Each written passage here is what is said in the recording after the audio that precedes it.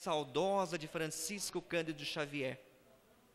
A nossa inteligência mais polida.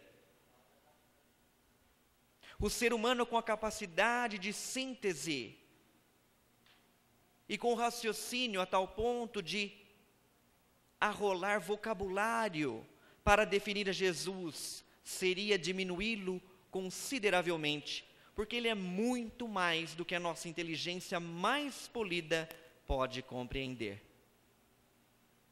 Então era importante que a humanidade soubesse qual o verdadeiro sentido da palavra caridade, conforme a entendia Jesus.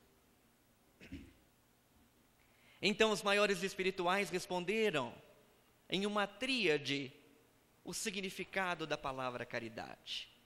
Benevolência para com todos. O que é a benevolência? É o gesto de bem agir para com todos. Lembremos que Jesus nos esclareceu que Deus faz vir a chuva entre bons e maus, justos e injustos.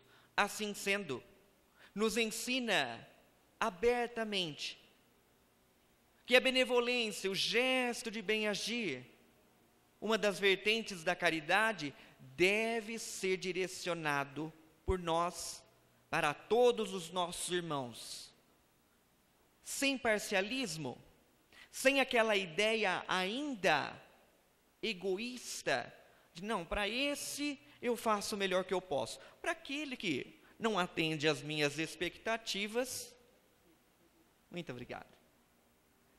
Para aquele que não atende às minhas expectativas ou anseios, eu vou fazer mais ou menos. Não. Não existe nenhuma espécie nessa resposta. Em todas as outras, das 1018, se não me falha a memória, deu o Livro dos Espíritos, nenhum tipo de sofisma. São respostas concretas que não oferecem retórica ou mecanismos de fuga para adaptarmos a doutrina aos nossos conflitos existenciais. Benevolência, então, para com todos, indistintamente. Mas e para aquele que me prejudicou? E para aquele que ofendeu a minha honra? Também para com este. O espírita não pode se permitir uma situação de acomodação que muitas vezes nos permitimos, porque não temos somente o conhecimento, a crença, melhor colocando, da imortalidade, mas também o conhecimento. Sabemos que teremos muitas outras reencarnações, e algumas vezes nós nos acomodamos na seguinte ideia: bom, se eu não amar nesta encarnação, na próxima eu tento. Aonde está a nossa responsabilidade? O médium e tribuno espírita José Raul Teixeira, em determinada conferência pública, esclareceu: nós teremos o amanhã, sem sombra de dúvidas, encarnados ou desencarnados, mas nós não sabemos quais serão as circunstâncias do nosso futuro reencarnatório. Nós não sabemos se nós vamos andar, se nós vamos enxergar, se nós vamos ouvir, se nós vamos nos reencarnar em um país que aceite o cristianismo, ou quiçá a doutrina espírita, nós não sabemos. Nós só podemos garantir o hoje. E como trabalhamos o nosso hoje no exercício da virtude por excelência, que é a caridade. A segunda vertente, não menos importante, é a indulgência para com todos. O que é a indulgência? A indulgência é a misericórdia. É oferecer ao outro aquilo que talvez não tenha nos sido oferecido, a oportunidade de reparar o próprio equívoco. Todas as vezes que nós confundimos justiça com vingança, nós não somos caridosos. Nós dizemos: não, eu não vou fazer nada, mas Deus vai cuidar dessa pessoa. Aquela ideia antropomórfica de Deus no Antigo Testamento, que pune, que persegue. Ainda a gente fala: e eu hei de ver. Isso não é indulgência, consequentemente não é caridade. Nós confundimos assim e tentamos moldar a doutrina espírita aos nossos conflitos internos. Então é importante que nós saibamos que para praticar verdadeiramente a caridade é importante ser misericordioso, mesmo quando o mal é mais acentuado. É ter os olhos do Cristo para a falha do próximo. É olhar para aquele que erra e pensar, bom, se eu tivesse agido assim, o que eu gostaria de receber do meu semelhante? Aliás, pois a gente já termina a terceira vertente desta questão. Em a pergunta 632 do Livro dos Espíritos, só um minutinho. Allan Kardec perguntou aos maiores espirituais. Imaginemos, mais ou menos por esses termos, imaginemos uma pessoa que esteja propensa ao bem, mas por não saber discernir, venha a errar. Como escolher entre o bem e o mal? Como ter a certeza de que se age no bem? E os venerandos imortais responderam, Jesus disse, lembremos, Jesus, o nosso mestre, modelo e guia, Jesus disse, não façais aos outros aquilo que não gostarias que vos fosse feito, e arremataram, tudo se resume a isto, não vos enganareis. Ou seja, quando nós terceirizamos as nossas atitudes, ou seja, pensamos assim, bem, eu não sei se essa minha atitude, ela é boa ou má. Se coloca no lugar daquele que vai receber a atitude. Se essa atitude fosse tomada pelo nosso próximo em nossa direção, aí a gente pensa, não, eu ficaria um pouco incomodado, um pouco magoado. Então é porque essa atitude, ela não pode, não deve e não é uma boa atitude. Sabe por quê, gente? Questão 621 do Livro dos Espíritos, aonde está escrita a lei de Deus. Na consciência foi a resposta. Então a gente não precisa ficar perguntando para as pessoas se agiu bem, se agiu mal. A consciência nos indica. Mas o que fazemos? Em mecanismos de fuga, nós perguntamos para todas as pessoas, até achar um que é consoante com aquele tropeço. Pela inclinação, pela feminidade, a gente fala, eu sabia que eu estava certo. 100 pessoas responderam, olha, veja lá, refaz os caminhos, pensa melhor. Então a misericórdia, a indulgência, vertente importante para o exercício da caridade. E arremataram dizendo, o perdão às ofensas. O perdão. Dias virão em que não precisaremos mais perdoar, porque não ficaremos mais ofendidos. Muito melhor do que perdoar é não se sentir ofendido. Quando nós pensamos em Deus, por exemplo, inteligência suprema, causa primária de todas as coisas, definição para Deus na primeira questão do Livro dos Espíritos. Inteligência suprema não se equivoca, nós cogitamos alguma coisa, mas a inteligência suprema que regula o universo de bilhões de planetas, que regula desde o átomo até as grandezas astronômicas, essa inteligência não se equivoca. Nós nos equivocamos. Consequentemente, Deus não tem necessidade de perdoar. Deus ama. Aquele que ama não tem necessidade de perdoar porque compreende. Mas o perdão, ainda uma virtude necessária aos nossos espíritos medianos imperfeitos, por quê?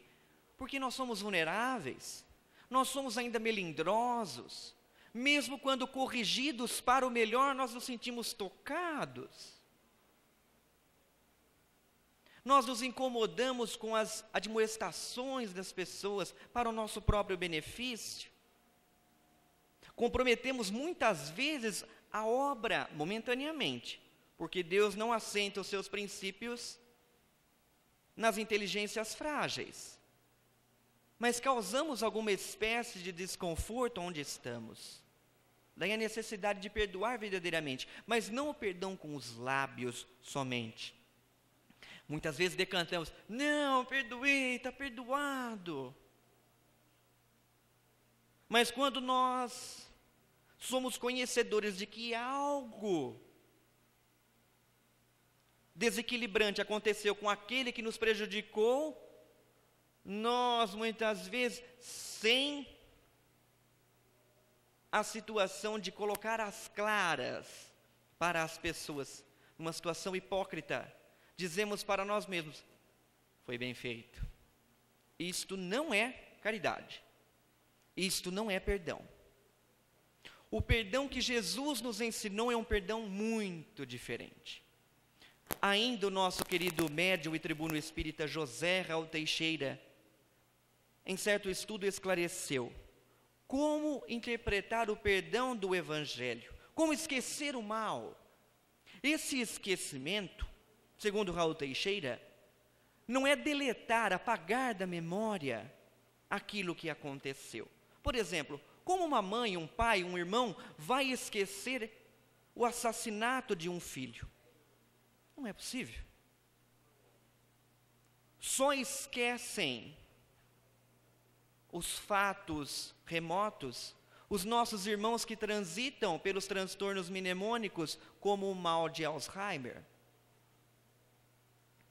Mas o esquecimento do mal não é apagar da memória, mas sim recordar-se do fato sem mágoa, sem rancor, sem desejo de vingança, dando ao outro a oportunidade de refazer o próprio caminho. Divaldo Franco, médium e tribuno espírita, que já esteve em mais de 60 países, em mais de 15 mil conferências, tem oportunidade de usar uma analogia, uma figura. Quando alguém nos ofende, é como se essa pessoa lançasse em nossa direção um punhado de lama. Se nós silenciamos, se nós esquecemos aquela atitude, não pelejamos, fazemos o mal morrer. Segundo Joana de Ângeles, através do trabalho e do silêncio, é como se nós desviássemos daquele conteúdo lamaçal arremessado, ou seja, permanecemos limpos, e a pessoa com as mãos sujas. Mas se nós revidamos, se nós pelejamos, se entramos em contendas, se divulgamos o mal, é como se aquele petardo tivesse nos acertado em cheio. E aí permanecemos também comprometidos com a sujeira moral. Mas a doutrina espírita nos pergunta: é um ato cristão? É um gesto espírita muitas vezes buscarmos um ambiente fraterno para recebermos a fluidoterapia, para ouvirmos uma evangelização, uma palestra, com o coração envolvido em desejo de vingança, em ódios, em mágoas. Como é possível? Desde o ano de 1988, a Organização Mundial da Saúde esclareceu que o câncer é a doença oriunda do ressentimento. Talvez não somente para essa existência, mas por conta de causas anteriores à existência atual. Imaginemos o quanto o nosso sistema límbico fica comprometido. O sistema límbico é o responsável pelas nossas emoções. Com a descarga constante em a corrente sanguínea, de pensamentos de maldade, de pessimismo, de rancor, de ódio, isso interfere diretamente na nossa mitose celular. E a médio ou longo prazo, isso vai comprometendo os nossos tecidos, fazendo com que os mesmos fiquem disformes, surgindo prováveis tumores. Então a necessidade do perdão com psicoterapia, não somente por um fator religioso deixado por Jesus, o mestre por excelência incomparável, mas também por uma questão de auto-amor, por uma questão científica, de valorização de nós mesmos e do nosso próximo, dando aos outros o direito de errar, assim como nós temos o nosso direito de equívoco outorgado por Deus. Então esta tríade, benevolência para com todos, grifamos aqui, grifo nosso, todos, não o outro. Esse aqui é bom para mim, eu vou fazer o melhor que eu posso. Para aquele eu não sei. Indulgência para com todos. Não, por que eu vou ser misericordioso e indulgente se não foram para comigo? Porque essa é uma postura convidativa por Jesus.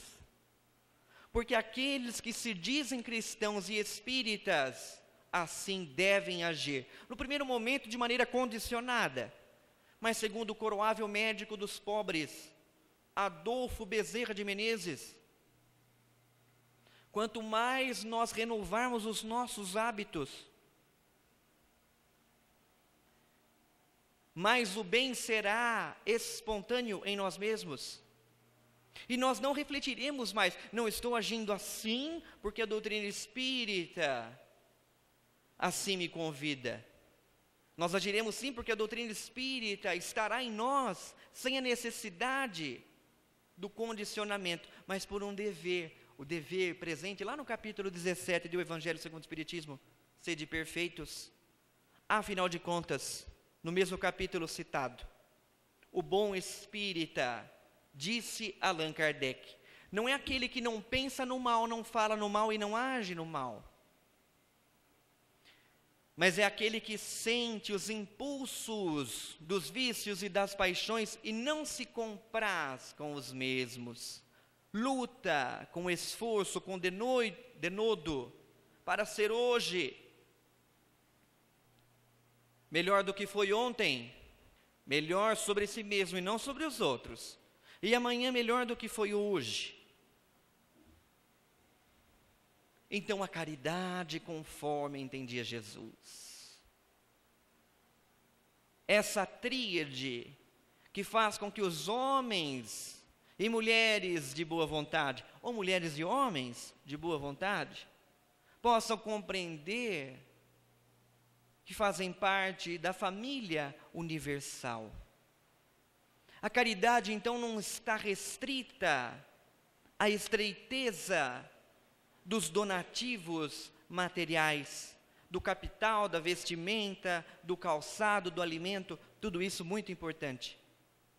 Mas Jesus nos esclareceu, nem só de pão vive o homem, nós precisamos do pão espiritual. Então a caridade nós encontramos em muitas outras práticas, como a tolerância de uns para com os outros.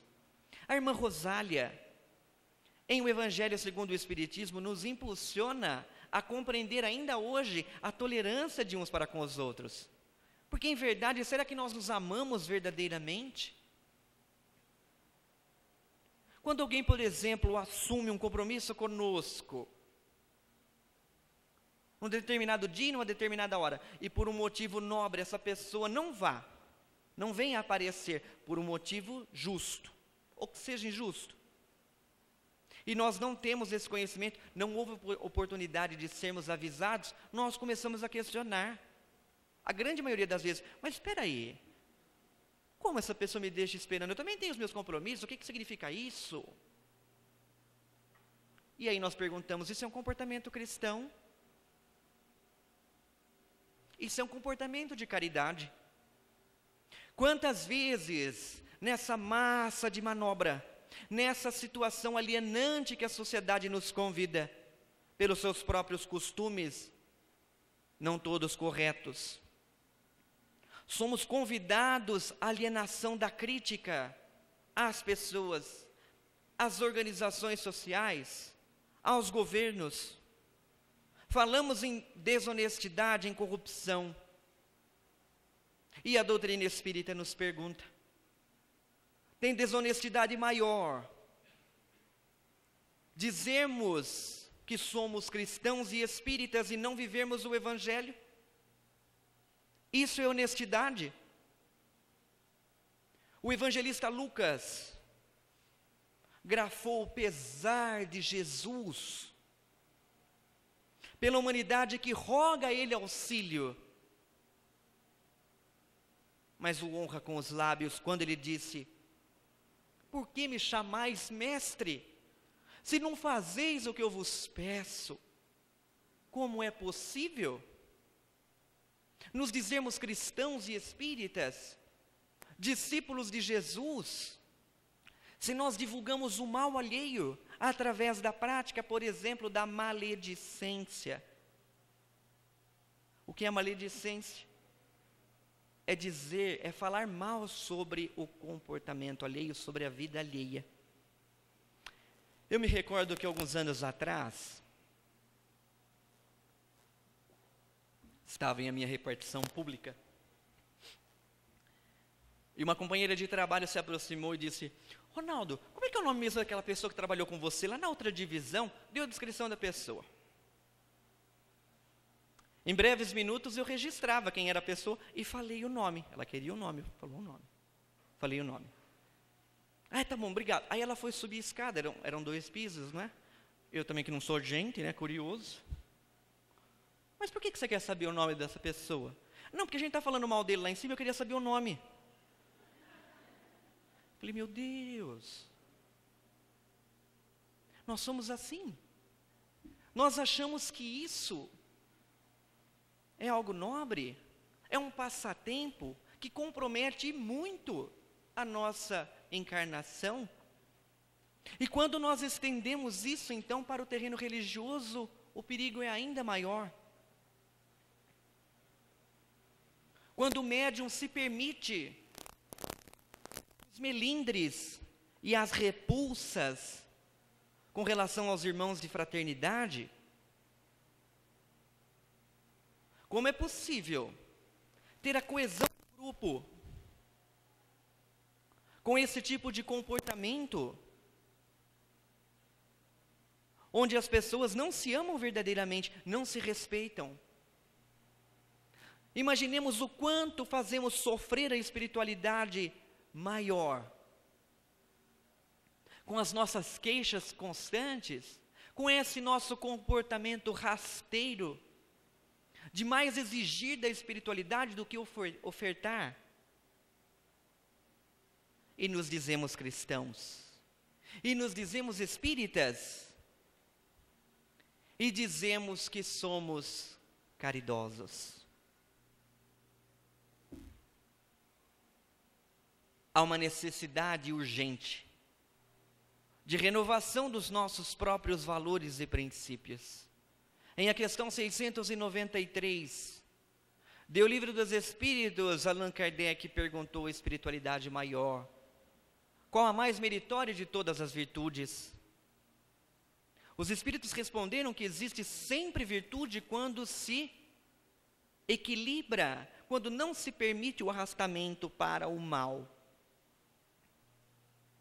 Mas que a mais meritória de todas as virtudes é a caridade. Mas, lembremos, quando existe interesse, não existe caridade, existe barganha, troca de favores. No ditado popular, uma mão lava a outra. Isso não é caridade. Nós não podemos nos permitir uma situação dessa. E em Jesus nós encontramos todas as respostas para o exercício da caridade. Jesus é o Espírito, segundo Divaldo Pereira Franco, mais conhecido deste planeta. Mais de 500.000 biografias já foram escritas sobre Jesus. Mas, paradoxalmente, Jesus permanece conhecido sim, mas pouco vivenciado. Porque amar a Jesus não é dizer que o amamos com os lábios, mas sim na prática do nosso próprio comportamento. Em O Livro A Vida escreve o benfeitor espiritual Hilário Silva, através da mediunidade saudosa e apostolar de Francisco Cândido Xavier, narrou uma situação interessante, um desdobramento acontecido com o preposto de Jesus na mediunidade nas terras mineiras de Sacramento, Eurípides Barçanufo. Contou então Hilário Silva que em certa oportunidade estava Eurípides Barçanufo em desdobramento pelo sono fisiológico. Se viu em uma região verdejante, com cores que a nossa ótica encarnada não conhece, uma região de muita paz, mas uma força que ele não conseguia entender, o atraía para a direção de um homem que estava sentado em uma pedra tosca de costas. Ele foi se aproximando, e quando se aproximou a distância de mais ou menos 5 metros, eis que o espírito se virou, e ele pôde reconhecer com alegria divina o Mestre Jesus.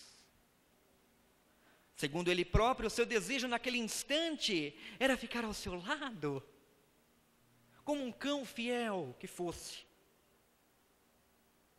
demonstrando todo o seu amor, toda a sua entrega. Mas antes que ele conseguisse pronunciar algumas palavras, ele percebeu que Jesus chorava. Reunindo as próprias palavras e o próprio pensamento organizado, ele então disse: Mestre, choras? Bem sei. Chora por aqueles que não conhecem o Evangelho. E a resposta de Jesus foi uma revelação. Não, Eurípides, choro por aqueles que conhecem o Evangelho. Porque nós, espíritos, segundo André Luiz, em o livro Agenda Cristã, Chico Xavier Médium, espíritos tardios em o Evangelho. Conhecemos o Evangelho, mas ainda não o vivemos como deveríamos. Bastará então para a nossa vida futura, que nos aguarda, quem sabe ainda hoje. Jesus garantiu: sois loucos, ainda hoje tua alma pode ser pedida. Quando aqueles 2 irmãos foram até ele, para que ele fosse o juiz de uma determinada herança, e depois de algumas considerações, Jesus lançou essa advertência: ainda hoje nossa alma pode ser pedida em retorno à pátria espiritual. E o que apresentar? Mãos vazias de boas realizações, queixas, contendas, dissensões. Como é possível? Humberto de Campos,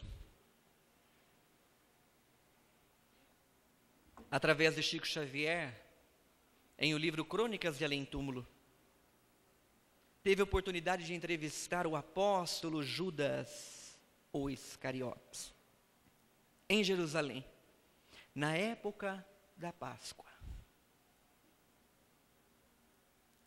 Entre algumas outras considerações, o apóstolo de Jesus disse: ainda hoje, Humberto, sou tido pela humanidade como o maior malfeitor de todos os tempos, aquele que vendeu a informação a Anás e Caifás de onde estaria Jesus por 30 moedas de prata. E apesar de todas as reencarnações, todo o sofrimento pelo qual passei, vindo a finalizar os meus compromissos negativos no século XV, na personalidade fantástica e inesquecível de Joana d'Arc, a mulher que devolveu a França ao seu Delfim, libertou a França do domínio dos ingleses, foi traída, condenada e queimada em praça pública, tendo levado a sua bandeira Jesus Maria, com as inscrições Jesus Maria, aos pés de Jesus. Mas ainda hoje, Humberto, a humanidade que não me compreendeu, vende a Jesus em cada esquina por muito menos que 30 moedas de prata. Aonde está a caridade? Como podemos utilizar o Evangelho para estudá-lo e ver onde o nosso próximo erra, ao invés de utilizá-lo para a nossa própria melhora? Fazemos isso. Lembrando ainda o apóstolo Judas, quando este percebeu que Jesus não iria se libertar, que em a sua mansuetude divina, ele se permitiria imolar até o Gólgota. Arrependido e sofrido, foi ele até aqueles 2 sacerdotes. Aos prantos, lançou as moedas ao chão e disse: lá, no Monte da Caveira, está sendo derramado sangue inocente. E a postura daqueles 2 pusilânimes, covardes, é muito símile ao que fazemos hoje. Deram os ombros e disseram a ele: isso é lá contigo, ou seja, é um problema teu, responsabilidade é tua. Quantas vezes nós incentivamos os nossos irmãos, através de palavras, através de literatura, através de posturas, às contendas, às violências, e nos dizemos vinculados à paz do Cristo. E quando essas pessoas vêm nos pedir socorro, porque nós fomos os co-orientadores, nós dissemos: não, isso não é responsabilidade minha, eu só dei a minha opinião, você agiu porque você quis. Aonde está o Cristo em nós? Aonde está a caridade legítima em nós? Não é possível ser caridoso sem o esquecimento de si mesmo. Quando o espírito Camilo, guia espiritual do médium e tribuno espírita José Raul Teixeira, lhe apareceu pela primeira vez, quando Raul ainda era muito jovem, ele disse: meu filho, o nome do Cristo, muitas vezes decantado por nós ao longo dos séculos, e por nós ainda incompreendido, deve ser hoje para ti o aconchego maior, a estrela maior, a referência maior. Esqueça-se de si mesmo e ouça o convite, meu filho, do Senhor, porque estamos sob o seu olhar de misericórdia, pois o tempo urge e não o teremos em demasiado. Não é possível assim ser caridoso sem renunciarmos a nós mesmos, para que os outros sejam felizes. Algumas décadas atrás, contou o Divaldo Franco, uma visita que fez a um abrigo de rancenianos na cidade de Águas Claras. Chegava ele de algumas viagens no Brasil e no exterior, e estava acompanhado pelo seu Relações Públicas no estado de São Paulo, Miguel de Jesus Sardano, lá de Santo André. Traziam eles com a equipe mantimentos, vestimentas. Os organizadores colocaram as cadeiras à disposição de tal forma que elaboraram a vogal U com as cadeiras, onde Divaldo ficou bem ao centro, em uma das extremidades, como se fosse o acento agudo da vogal formada. Ali ele fechou os seus olhos e fez uma prece.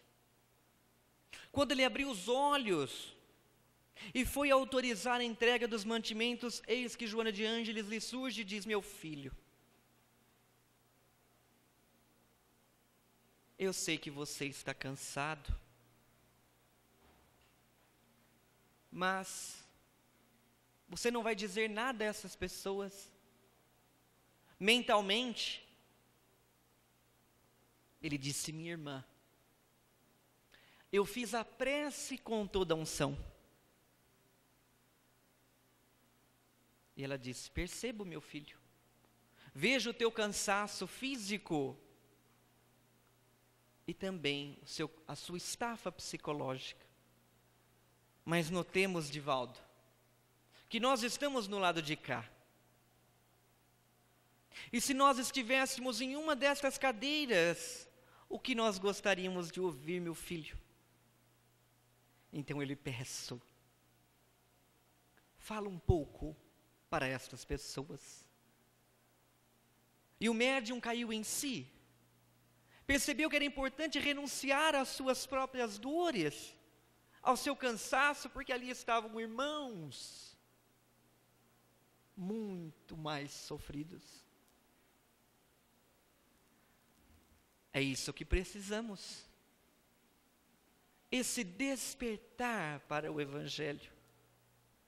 O mesmo despertar que teve o apóstolo Pedro, que ainda não era um pescador de almas, de homens, conforme lhe prometera Jesus em a sua apresentação: vem comigo, pois lhe farei pescador de homens.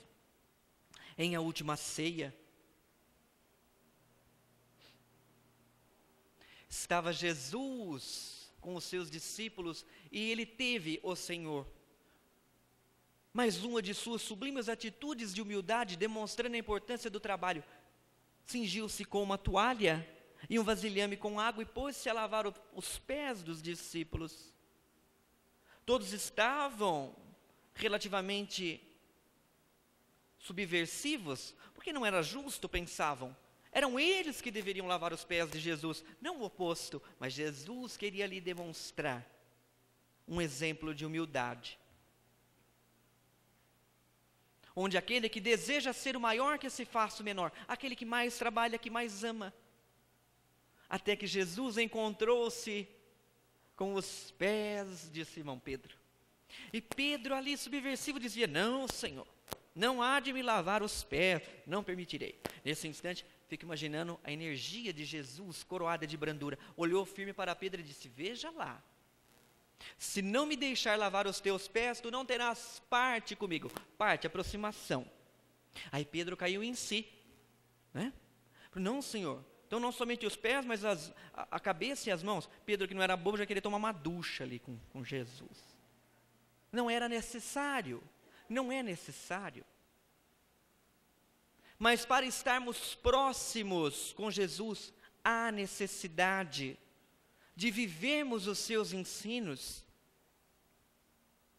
de amarmos de todo o nosso coração e de todo o nosso entendimento, mesmo que as circunstâncias não nos sejam favoráveis, continuar praticando a benevolência para com todos, a indulgência para com todos, o perdão às ofensas de quem quer que seja, porque a nossa visão é estreita para qualquer tipo de julgamento.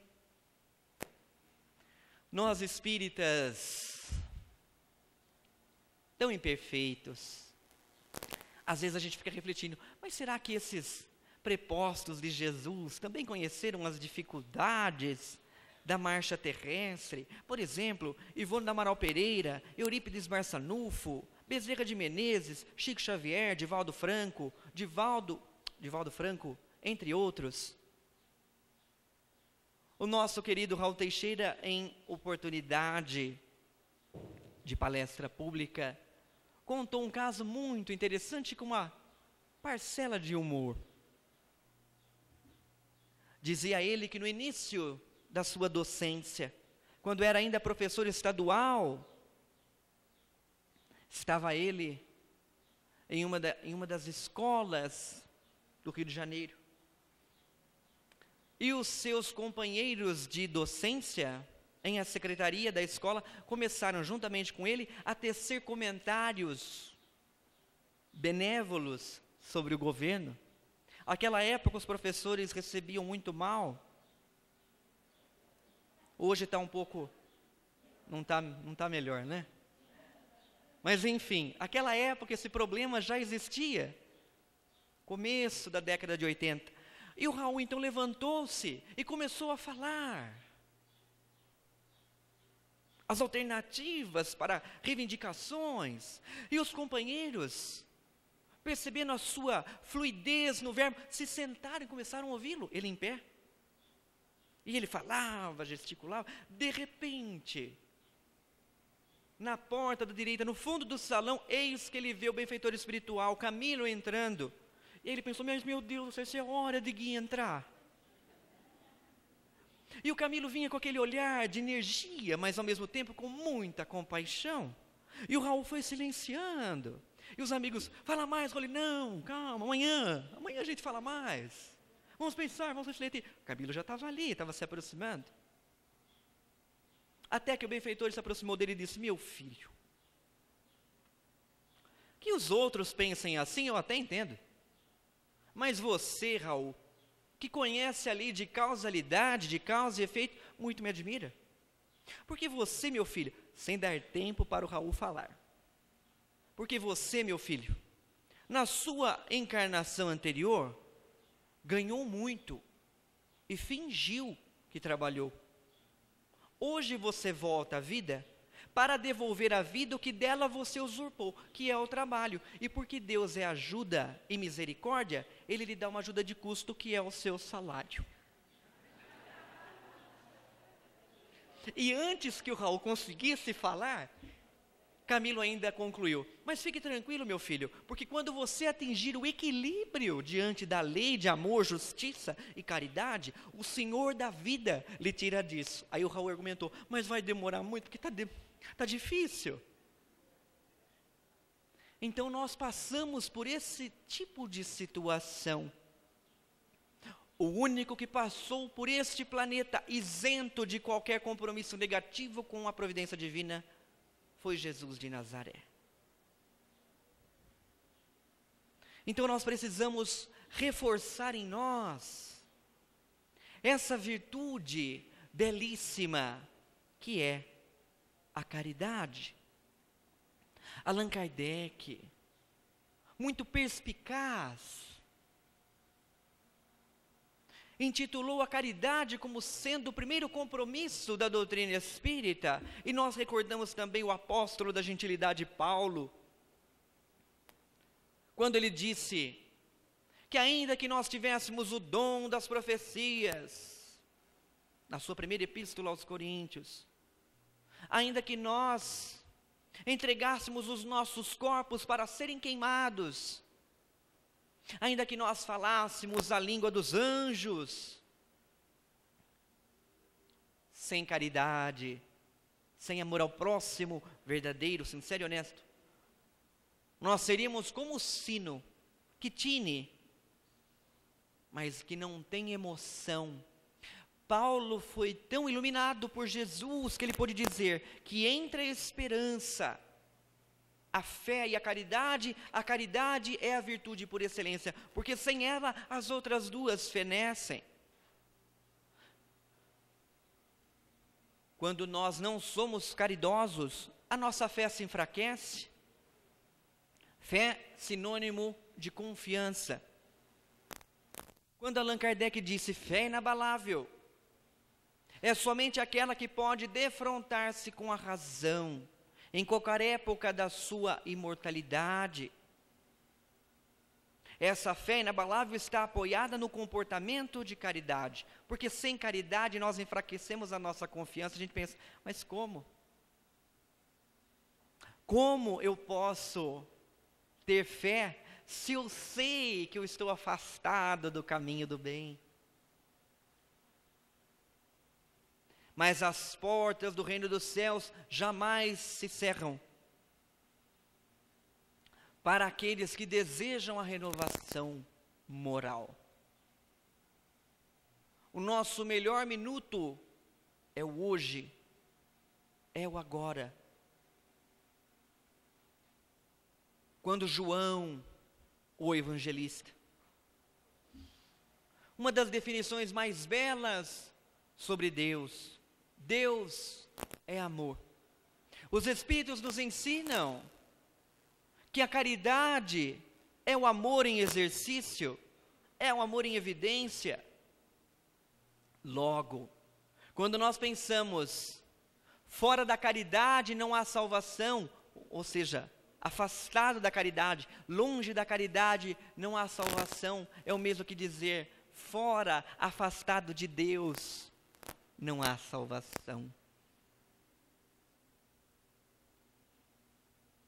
O que fazemos então, queridos amigos e irmãos, das nossas vidas?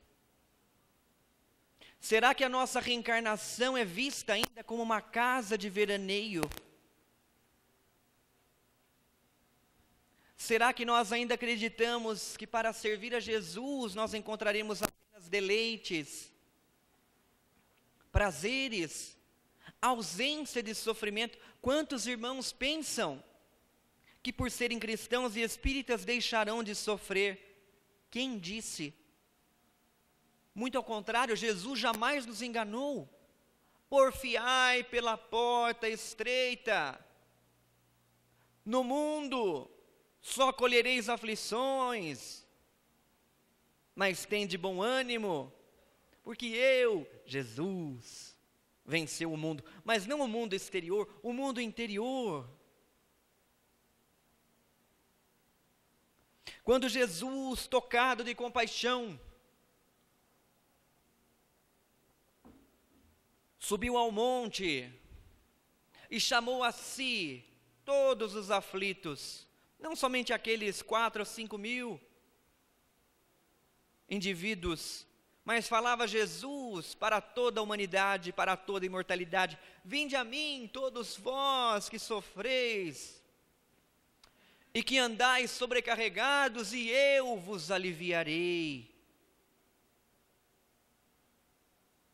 Jesus nos promete alívio, mas não disse que iria retirar dos nossos caminhos aquilo que pode nos fazer e nos faz pessoas melhores.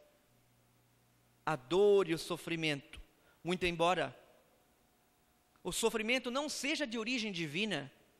Em a questão 614 do Livro dos Espíritos, Allan Kardec perguntou: o que é lei natural?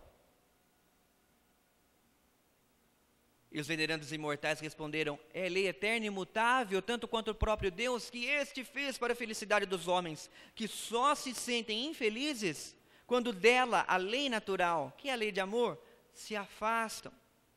Ou seja, quando nós respiramos o orgulho, o egoísmo, esse vício mais difícil de ser erradicado do nosso coração, segundo resposta para a questão 913 do Livro dos Espíritos, o egoísmo, quando nós respiramos este vício, pai de todos os outros, nós respiramos o sofrimento. E o sofrimento não tem função punitiva, mas sim mostrar ao indivíduo que este se afastou do caminho do bem, se afastou de Deus. Então, quando nós nos afastamos de Deus, quando nós deixamos de amar de todo o coração, de todo entendimento, nós sofremos as consequências da nossa própria eleição. Em o Talmud, livro judaico, existe um pensamento muito interessante, um ensinamento que diz: procurei a Deus e não encontrei. Procurei a mim mesmo e não encontrei. Procurei ao meu próximo E encontrei os três: Deus, a mim mesmo e ao meu semelhante. Assim sendo, não é possível rumarmos para as esferas de harmonia e de paz sem o exercício da caridade. O benfeitor espiritual André Luiz, se não me falha a memória, em o livro Obreiros da Vida Eterna, pela psicografia gentil e saudosa do nosso querido Chico, conta a experiência de um benfeitor espiritual com o nome de Albano Metelo. Este irmão, um dia, longínquo, decidiu que se tornaria uma pessoa melhor, que vivenciaria o Evangelho de todo o coração e de todo o entendimento. Os ervos se passaram. E naquele exato instante, ele se via desencarnado em uma região de muita paz, de muita harmonia, conquistada, com méritos, com esforço. Enquanto ele conversava com alguns irmãos, ele percebia, era possível ver o nosso planeta querido, todo envolvido em sombras densas. Mas o que lhe chamou a atenção foi uma luz muito intensa, que se movimentava de maneira célere por algumas regiões específicas. Percebeu ainda que espíritos muito próximos onde ele estava vinham e iam para aquela região. Interessado, aproximou-se de um irmão que passava por ali e perguntou: por gentileza, o que se passa lá embaixo? O que acontece? E o espírito respondeu brevemente, porque não havia tempo a perder: hoje, o Senhor em pessoa desce na direção dos mais aflitos do mundo para socorrê-los. Albano Metelo, então, emocionado, com os olhos marejados, voltou-se aos amigos que ali estavam e disse: não poderei ficar aqui. Voltarei para amar e servir. Porque compreendeu, assim como compreendemos, que não é possível felicidade verdadeira sem amar de todo o coração e de todo entendimento aos irmãos de humanidade. Jesus, aonde esperamos encontrá-lo, nesse exato instante, em um trono de luxo. Emmanuel já dizia, através de Chico Xavier: 1000 vezes é preferível que a desencarnação nos alcance em trabalho do que esperar por ela em uma poltrona confortável dourada. Jesus, nesse exato instante, desdobra-se pelos sofredores do mundo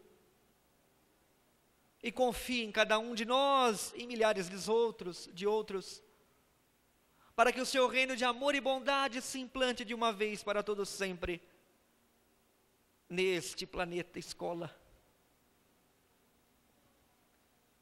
tão corrompido pelas nossas misérias morais.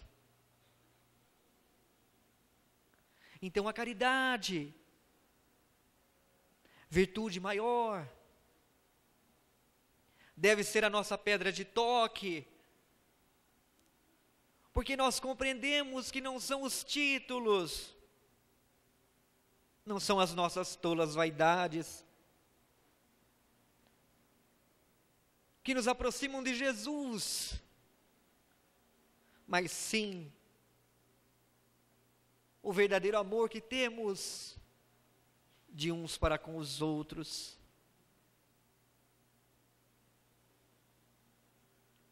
Possamos unir os nossos esforços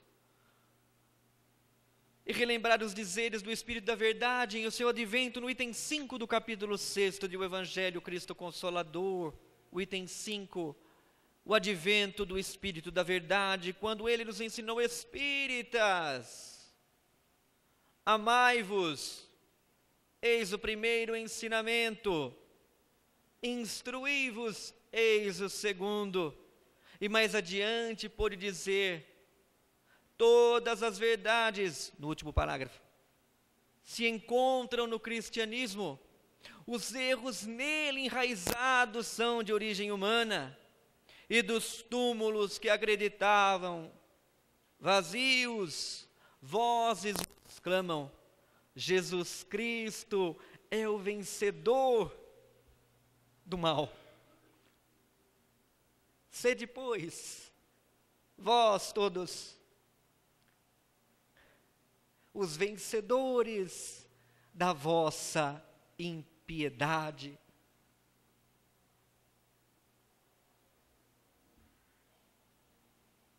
Em termos praticamente conclusivos, Raul Teixeira foi questionado por um entrevistador qual teria sido o dia mais feliz que ele conheceu em a doutrina espírita. E ele contou que o dia mais feliz foi um dia muito recuado, quando ainda era muito jovem, quando fora convidado por Chico Xavier a uma reunião particular em a sua casa. Ele ficou todo feliz, falou: poxa, uma reunião particular na casa do Chico. Quando ele chegou lá, tinha uns 4 ou 5 ônibus. Ele pensou: é justo, um coração tão grande quanto o do Chico Xavier, uma reunião íntima, era para mais de uma centena de pessoas.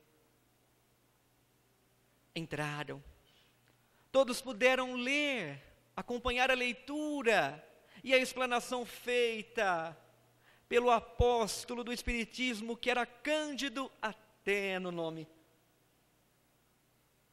Todos viram as águas sendo fluidificadas com um material leitoso,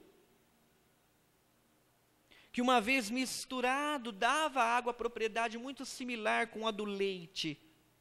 Todos viram um fenômeno de materialização.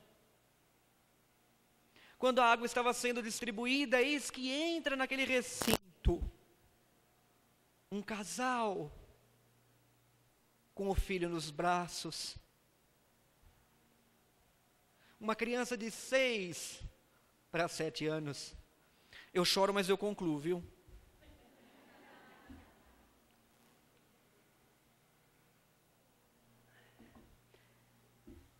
Os pais se aproximaram, narraram a história.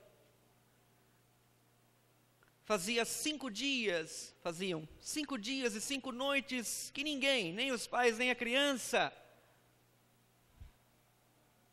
conciliavam o sono.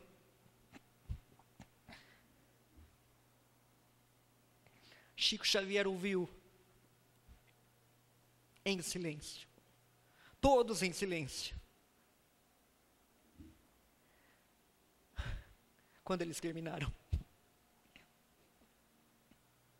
Chico pediu para que todos permanecessem com o pensamento elevado a Jesus. Tocou apenas a fronte da criança, que de imediato colocou-se em estado de sono, a tal ponto de ressonar.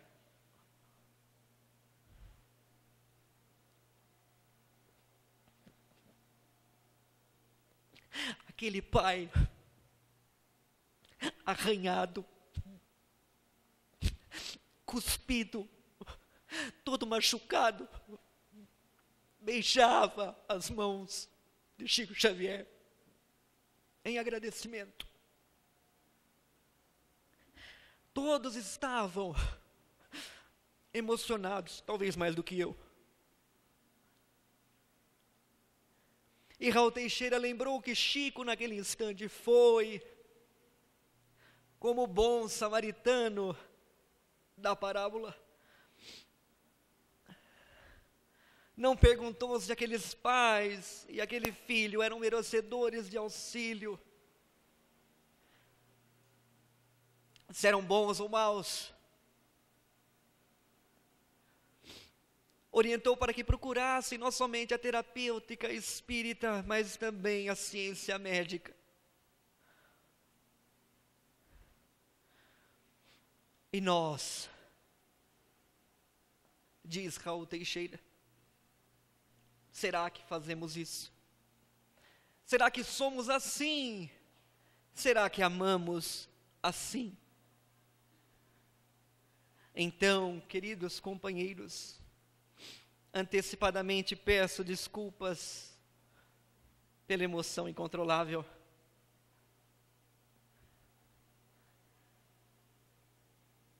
Desejo sinceramente que nessa época de transição pelo qual passa a nossa terra bendita, nós possamos renunciar ao homem velho, às nossas tolas vaidades, ao apreço por aquilo que brilha, pelo aplauso do mundo,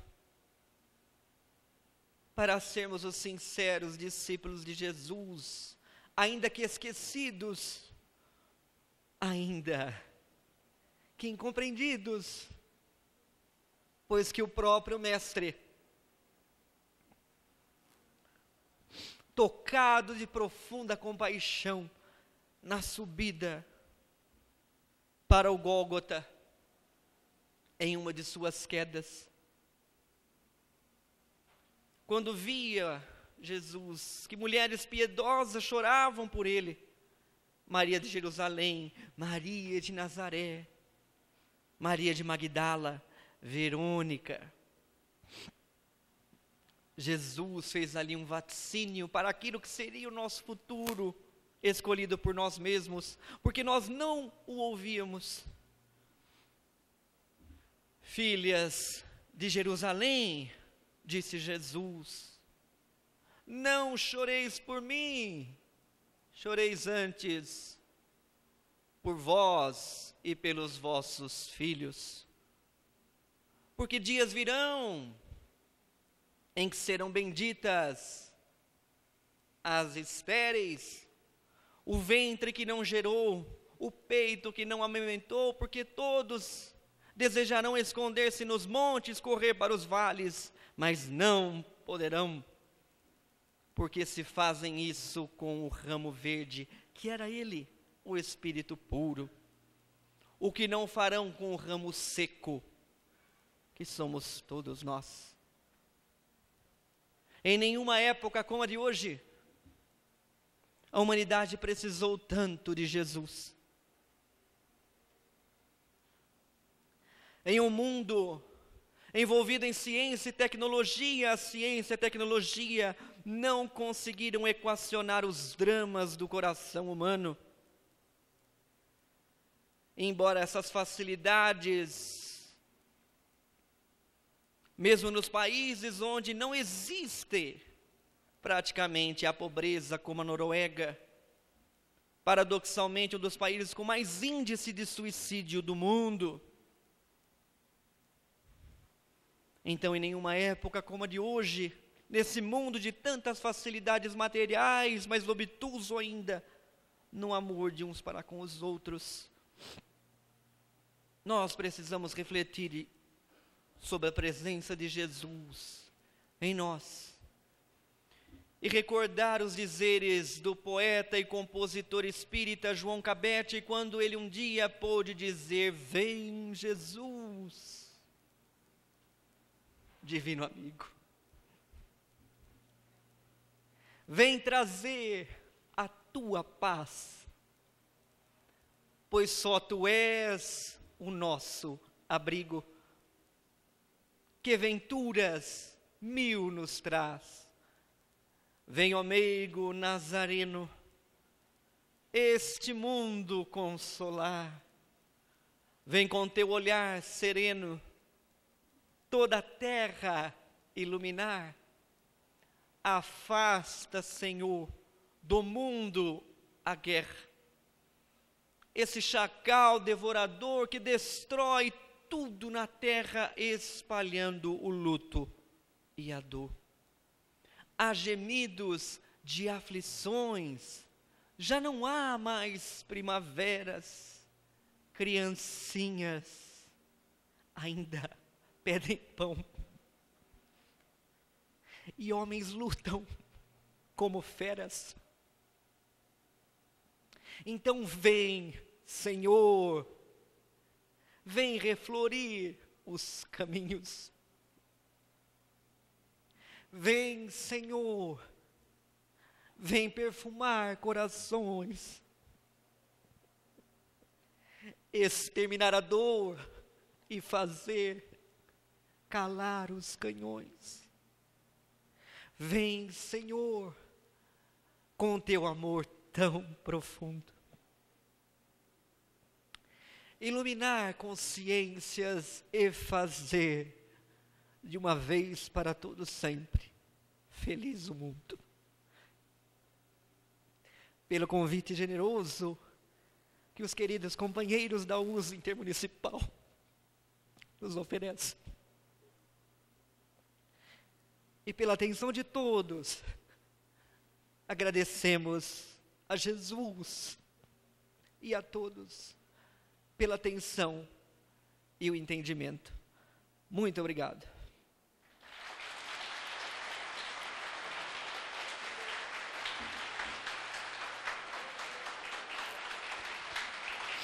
Muito obrigado.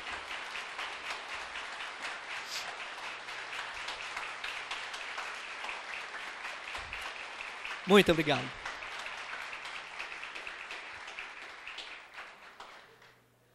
Temos ainda alguns minutos, né, Zé? Obrigado, querido. Obrigado mesmo. 5? Ok. Bem. 5 minutinhos.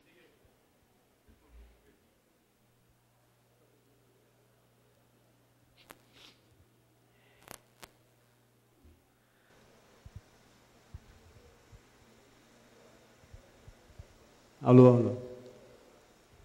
Depois dessa emoção, né? Será que restou perguntas?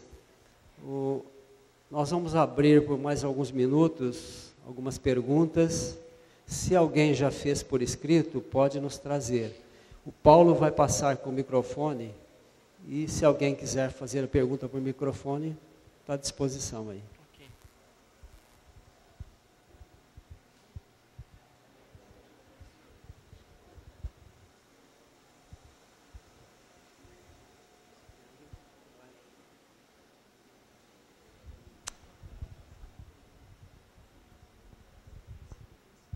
Oi, Ronaldo. Pois não. Oi, Ronaldo. Aonde eu não estou vendo? Oi? Oi? Aonde? Ah lá, tá. Tá okay. me vendo? Sim, pois não.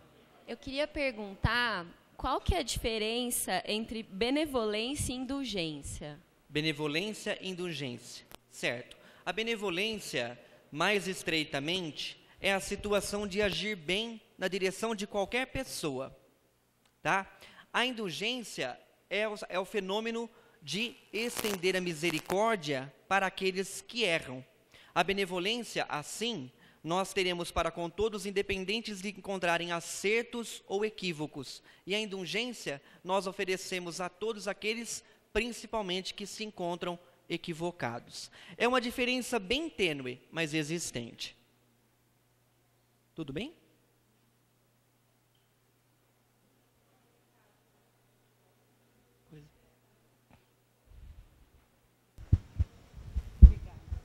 Gente, desculpa, só um recadinho, assim a gente continua com as perguntas. Nós vamos fazer o intervalo para o jantar das 18h30 às 19h30, tá? No mesmo esquema. A hora que terminarmos aqui, a gente já pode ir para o jantar. Nós não vamos abrir aqui antes das 7h30, porque os atores da peça, eles precisam ensaiar um pouquinho antes, tá? Então, a gente vai ter que ficar fechado aqui até 7h30. Obrigada, viu, gente? Estamos ainda à disposição. Atenção, alguém, mais alguma pergunta?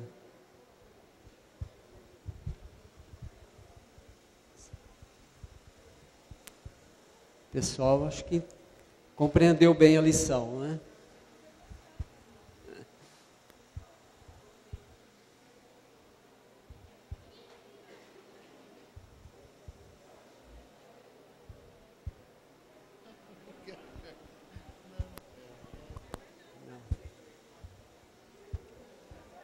Edmir, você quer falar alguma coisa? Está tudo bem? Bom, gente, parece que não há mais perguntas, né?